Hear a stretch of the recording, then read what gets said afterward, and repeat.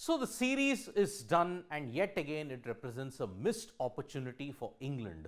Old England, New England, they somehow still can't crack the India code after 10 years.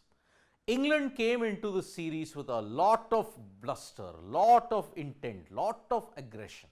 But in the end, they could not conquer. They came, they saw, but they couldn't conquer. So now you have to really question baseball, the culture around which England has changed. For two series, what you set to change out for, it didn't work.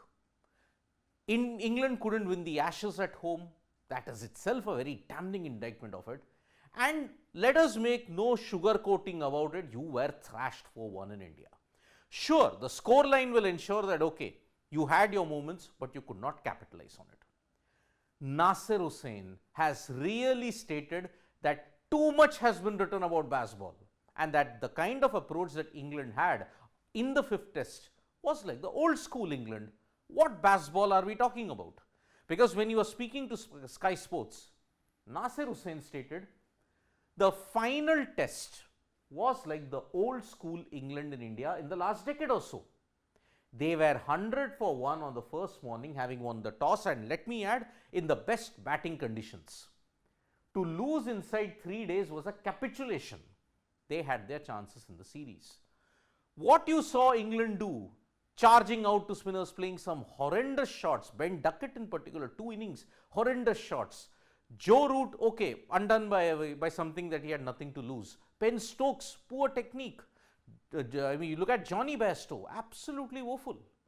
19.9 was Ben Stokes' average. Johnny Bairstow was also on the same. Joe Root had redemption in only 2 out of the 5 tests. Crawley was consistent, Duckett only in 1, but he's thrown his wicket away very, very frequently.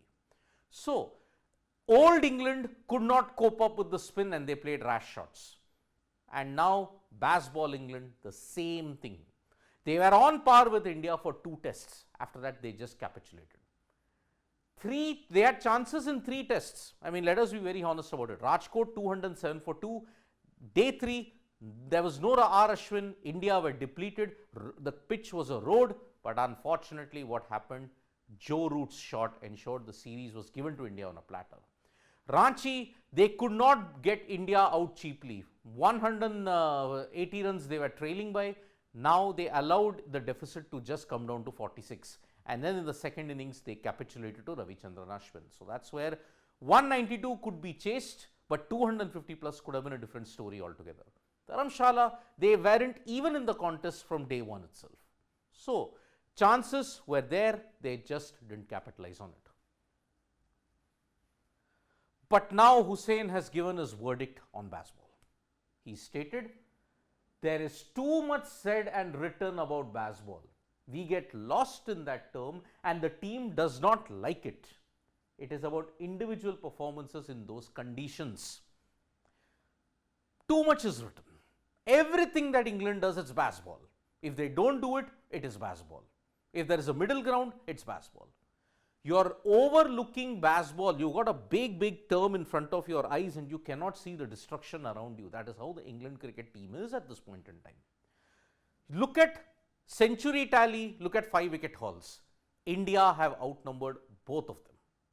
More centuries by Indian batters, more 5-wicket hauls by Indian bowlers. That is the difference. Look at a Kuldeep, look at an Ashwin, look at a Jadeja, look at a Shubman, look at a Yashasvi. Look at Sarfaraz and Dhruv Jurel, 7 Indians. For England, how much you can say? Maybe a Duckett, maybe a Root, maybe a James Anderson. Tom Hartley, Shoaib Bashir, sure. But England's inexperienced bowling lineup could not pepper over the cracks that they had heading into India.